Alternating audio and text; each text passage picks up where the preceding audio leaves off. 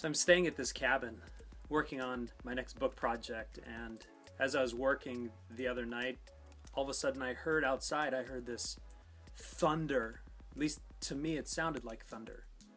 And I thought, that's strange. I didn't see that in the forecast. And so I kept working and I heard it again. And it thundered loudly to where it actually shook the windows of the cabin. So I stopped and I went outside and looked around, and there weren't clouds out. It was clear. And I looked and I heard across the lake, and I saw birds all of a sudden flying away off of the ice. And I thought, what is going on? So I walked to the edge of the lake, and it happened again. And I realized that it was the cracking of the ice as the temperature was changing. And right at my feet, it thundered all the way across the entire lake. The ground on which I stood shook, and I was scared, and I felt very powerless and really very small. It reminded me of when God had a conversation with Job, who was questioning God about his life and why things were happening and the struggles that he was going to.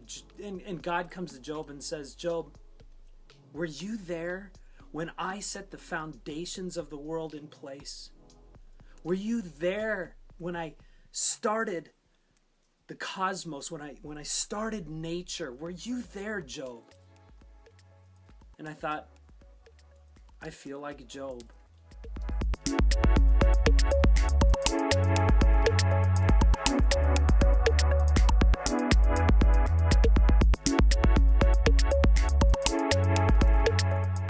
Sometimes I think too big of myself, that I'm in control, that I have power. And I realize that ultimately the strength that comes is from God. Was I there when he set this lake? Was I there when he created the ice? All the power is God's. You know, the Bible says that the earth is the Lord's and everything in it. He created the sky, he created the mountains, he created the ice that operates on the lake and causes the ground to shake. Next time I try and control everything in my life, I'm going to remember the lesson of the lake.